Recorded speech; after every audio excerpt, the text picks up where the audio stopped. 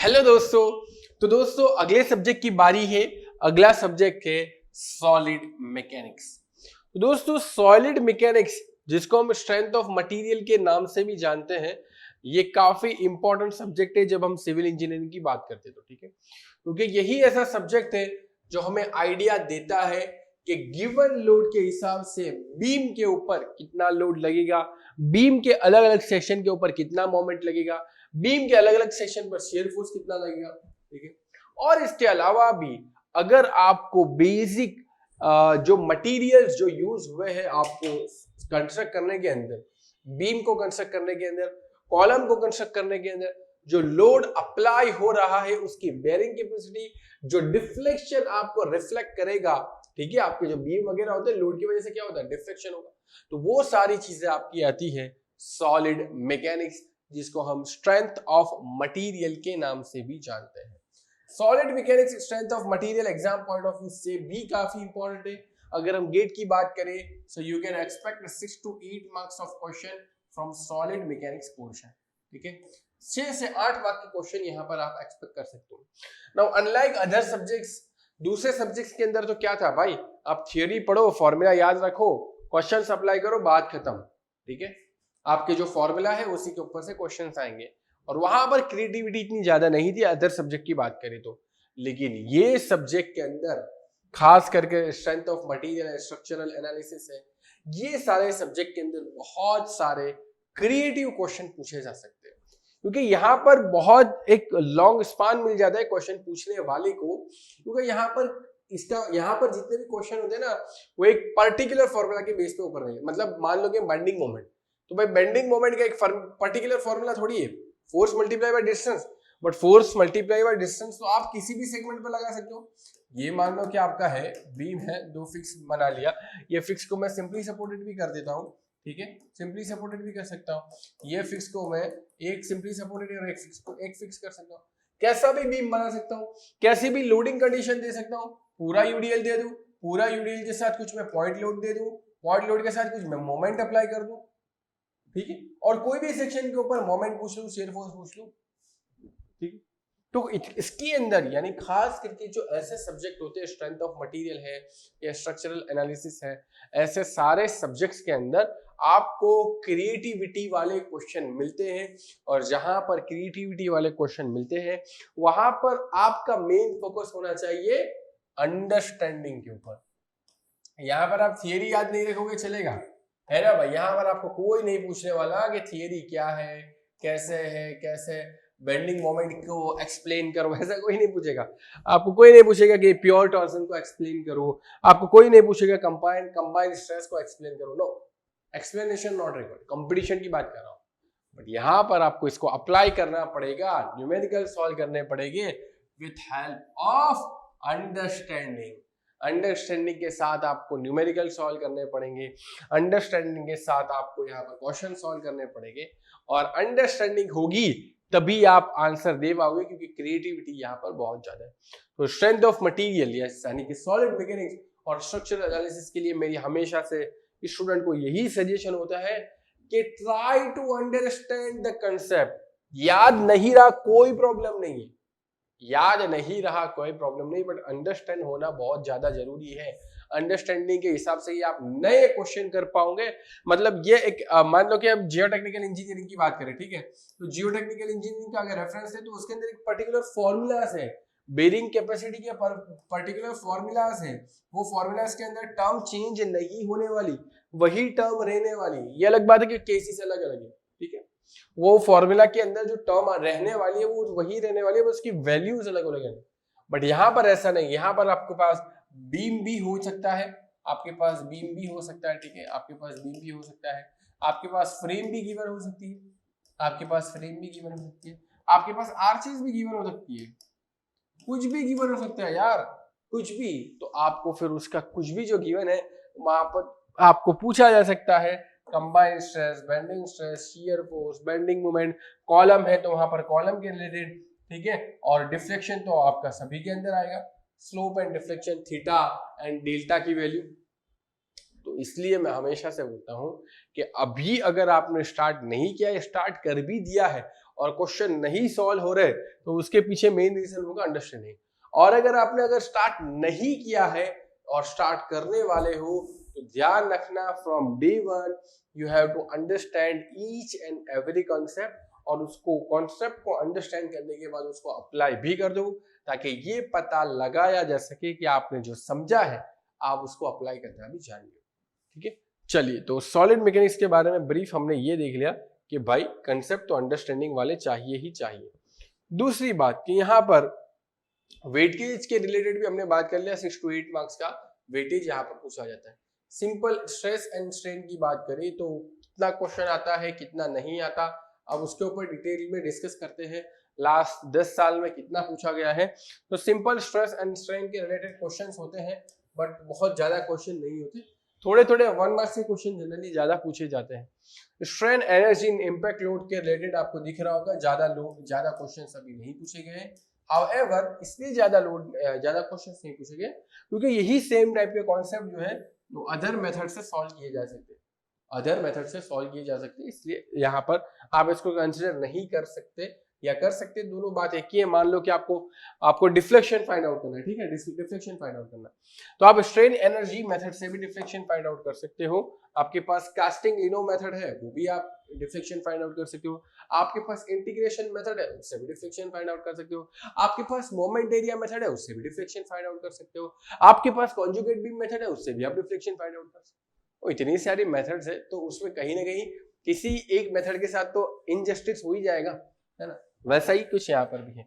Shear force and bending moment diagram, ठीक है, shear force and bending moment diagram देखो यहाँ पर 1 2 1 2 1 2 वाला कॉम्बिनेशन तो दिख रहा है, मतलब एक एक क्वेश्चन 2 मार्क्स का पूछा जा सकता है, एक एक क्वेश्चन 2 मार्क्स का यहाँ से पूछा जा सकता है। रिसेंटली भी यही कुछ पैटर्न आपको देखने को मिलेगा। हाउएवर ये बहुत ही बेसिक चीज हम कॉलेज से ही सीख कर आते हैं, बेसिक सबको बेंडिंग मोमेंट निकालना तो आता ही होता है, शेयर फोर्स निकालना भी आता होता है, but the main thing is that अलग अलग स्ट्रक्चर में उसका एप्लीकेशन कैसे होगा उसको एक बार ध्यान से देख लेना। अलग अलग स्ट्रक्चर में उसका एप्लीकेशन कैसे होगा, bending stress and shear stress, या तो बोल दो कि ट्रांसफॉर्मेशन ऑफ स्ट्रेस, ये वाला कॉन्सेप्ट भी यहाँ पर अप्लाई हो जाएगा, ट्रांसफॉर्मेशन ऑफ स्ट्रेस वाला, उसको भी देख लेना। अब रिसेंटली कई बार पूछा गया है कंटिन्यूसली, ट्रांसफॉर्मेशन ऑफ स्ट्रेस के रिलेटेड क्वेश्चन आते रहते हैं। प्योर टॉर्जन का क्वेश्चन एक फोरनून सेशन के अंदर 2021 के अंदर आया था, नहीं आफ्टरनून सेशन के अंदर आया था, आफ्टरनून सेशन के अंदर 1 मार्क्स का क्वेश्चन आया था। उसके अलावा प्योर टॉर्जन की मतलब इतनी कंसिस्टेंसी नहीं है, कभी कभी मन होता है गेट वालों का तो टॉर्जन से रिलेटेड क्वेश्चंस पूछ लेते, इतनी कंसिस्टेंसी नहीं है, बट जब आता है तो हमारे लिए मान लो कि किस 2021 वाले के लिए आ गया तो उसके लिए तो आ ही गया ना भाई, उसके लिए कंसिस्टेंसी का क्या लेना देना, ठीक है। तो वही बातें अगर आपको अच्छे से करना है तो कंसिस्टेंसी हो कि ना हो, सिलेबस में मेंशन आपको करना चाहिए। कंबाइंड स्ट्रेस एंड स्ट्रेन को रिलेटिवली क्वेश्चन कम आते हैं, लेकिन हाल ही में आपको 2019 में भी एक बहुत बढ़िया क्वेश्चन देखने को मिले थे कंबाइंड स्ट्रेस एंड स्ट्रेन के रिलेटेड, तो वो कर लेना। Combined column and pressure level, ठीक है। अब यहाँ पर कॉलम की बात करूं तो ये वाला पोर्शन तो ऑलमोस्ट एलिमिनेट हो गया है प्रेशर ट्यूब के अंदर जो आपको पूछा गया था वो, लेकिन अब जनरली कॉलम से रिलेटेड ही ज्यादा क्वेश्चन आते हैं, कॉलम के अलग अलग कंडीशन है, बोथ एंड्स आर फिक्स वाला, ठीक है, दोनों एंड फिक्स है। एक ये तो मैं आपको बीम की तरह बता रहा हूँ, बट आपको पता ही होगा कॉलम जो होता है वर्टिकल मेंबर होता है, तो एक जो है वो आपका हिंज हो गया, एक आपका फिक्स हो गया, दोनों फिक्स हो गए, फिर इसके अलावा दोनों आपके हिंज हो गए, ये कॉम्बिनेशन बन जाएगा, दोनों आपके हिंज हो गए, मतलब समझ रहे हो ना, ऐसा सिंपल, ठीक है। फिर या तो आप एक आपका फिक्स हो गया और दूसरा फ्री हो गया, फ्री एंड। उसके लिए आपको इफेक्टिव लेंथ फाइंड आउट करने को बोल सकते हैं, या तो क्रिटिकल लोड आपको फाइंड आउट करने को बोल सकते हैं, यानी कि यूलर फॉर्मूला का जो इस्तेमाल करते हैं हम कॉलम के अंदर, उसका इस्तेमाल आपको करना पड़ सकता है, आपको गेट के प्रीवियस क्वेश्चन में दिखेगा।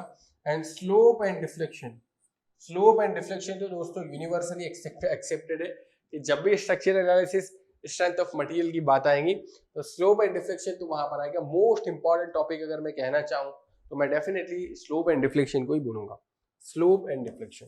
यहां से जब क्वेश्चन आते ना दोस्तों तो वो टॉपर से भी नहीं हिलता है, टॉपर से भी नहीं। तो उसके पीछे मेन रीजन यही है दोस्तों, उसके पीछे मेन रीजन यही है कि वहां पर बहुत ज्यादा क्रिएटिविटी रिक्वायर्ड होती है और बहुत ज्यादा क्रिएटिव क्वेश्चन पूछे भी जा सकती है। इस वजह से यहाँ पर डिफ्लेक्शन एंड स्लोप का ज्यादा वेटेज है, इंपॉर्टेंस है। और जब क्वेश्चन आते हैं तो सॉल्व इसलिए बहुत सारे लोग नहीं कर पाते कि ज्यादातर लोग क्या है यही सोचकर आते हैं भाई हमने तो थियरी पढ़ी है, क्वेश्चन तो किए नहीं है, तो नहीं होगा। जब आपने थियरी पढ़ी है, क्वेश्चन नहीं किए तो कैसे होगा? आपको यहाँ पर strength of material solid mechanics जैसे सब्जेक्ट में आपको क्वेश्चन सॉल्विंग यानी कि न्यूमेरिकल प्रॉब्लम सॉल्विंग के ऊपर ज्यादा फोकस करना चाहिए।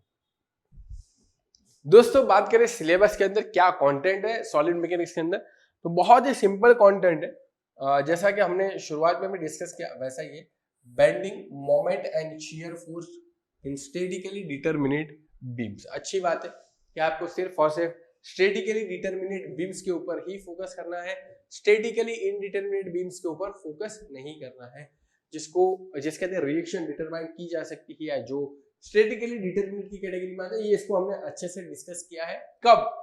जब आप चैप्टर नंबर 1 पढ़ोगे स्ट्रक्चरल एनालिसिस का, ठीक है, उसके अंदर हमने statically determinate, statically indeterminate beams या जितने भी स्ट्रक्चर सबको अलग से आइडेंटिफाई किया और उसको अलग किया है।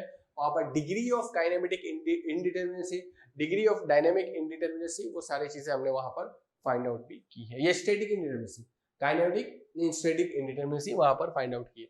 डायनेमिक और काइनेमेटिक फ्लूइड मैकेनिक्स के अंदर होता है भाई, ठीक है। तो simple stress and strain relation, stress and strain relationship आपको पता ही है कि यंग मॉड्यूलस कैसे आता है, यानी कि मॉड्यूलस ऑफ इलास्टिसिटी का क्या रिलेशन है। तो stress is directly proportional to strain, और उनको जो कांस्टेंट इक्वल बनाता है वो कांस्टेंट को क्या बोलते हैं भाई? वो कांस्टेंट को हम मॉड्यूलस ऑफ इलास्टिसिटी बोलते हैं। तो इसके रिलेटेड जितने भी आपके फॉर्मूलाज हैं वो सारे यहाँ पर आ जाएंगे। इनके बीच में क्या रिलेशन है वो आपको रिलेशन तो दिख रही है, लेकिन यहाँ पर 3 डायमेंशन के अंदर सिग्मा एक्स कैसे हो जाएगा, सिग्मा वाई आ जाएगा, और यहाँ पर स्ट्रेन भी आपके sigma X X, sigma Y Y, sigma Z Z, सारी चीजें आ जाएंगी। वो सारी चीजें हम देखने वाले हैं स्ट्रेस एंड स्ट्रेन रिलेशनशिप के ऊपर। क्वेश्चन पूछा जाता है, क्वेश्चन पूछा जाता है यहाँ पर। उसके बाद है सिंपल बेंडिंग के लिए फ्लेक्सरल एंड शियर स्ट्रेस, जैसा कि मैंने आपको पहले ही डिस्कस कर दिया था। Flexural and bending stress most important thing, ठीक है। यहाँ पर इसको देख लेना, वो बेसिक फॉर्मूला आपको याद है ना, m by i is equal to e by r, ठीक है, ये वाला form m by i is equal to e by r is equal to हम क्या लिखते थे, सिग्मा डिवाइड बाई y लेते थे क्या, ठीक है। ऐसा कुछ फॉर्मूला था, हमने इसको डिटेल में डिस्कस किया है कहां पर, स्ट्रेस एंड स्ट्रेन रिलेशनशिप के अंदर। स्ट्रेस एंड स्ट्रेन खास करके इसको बेंडिंग स्ट्रेस के अंदर डिस्कस किया। इसी तरीके से एक और फॉर्मूला बनता था टॉर्जन वाला, इसको हमने यहाँ पर डिस्कस ही कर लेते, capital T divide by J, capital tau divide by R is equal to G theta divide by, ठीक है। ये सारे फॉर्मूला हमने यहाँ पर डिस्कस किए होंगे थियोरेटिकल पोर्शन के अंदर। उम्मीद करता हूं कि आप लोग भी जब ये हम ओरिजिनल में करने वाले हैं तब उसको ध्यान से देख लेना, ठीक है। इनको बेसिक इक्वेशंस बोलते हैं, जो इक्वेशंस लिखे हैं मैंने इनको क्या बोलते हैं, बेसिक इक्वेशंस लिखे। ये बेसिक इक्वेशन के ऊपर भी बहुत सारे क्वेश्चन पूछे जाते हैं, खास करके sigma divide by Y is equal to आपका m डिवाइड बाई i, उसके ऊपर भी बहुत सारे क्वेश्चन पूछे गए। यूनिफॉर्म टॉर्जन की मैंने बात की, यहाँ पर एक आपका होता है uniform torsion and non uniform torsion. आपके सिलेबस में सिर्फ और सिर्फ यूनिफॉर्म टॉर्जन ही मेंशन। शेयर सेंटर दोस्तों, ये शेयर सेंटर पहले भी था और अभी भी है, और बाकी ब्रांचेस में अभी फिर से इंक्लूड हुआ है शेयर सेंटर वाला कॉन्सेप्ट। छोटा सा कॉन्सेप्ट है, इसको अच्छे से डिस्कस किया है, आप देख लेना वीडियो में, आपको पता चल जाएगा। ट्रांसफॉर्मेशन ऑफ स्ट्रेस, ठीक है, यहाँ पर सिग्मा 1 के बारे में बात होगी, सिग्मा 2 के बारे में बात होगी, मैक्सिमम शेयर स्ट्रेस के बारे में बात होगी, और यहाँ पर ही दोस्तों मोहर सर्कल के बारे में बात होगी। कहाँ गया ट्रांसफॉर्म, हाँ यहाँ पर ही मोहर सर्कल के बारे में बात होगी।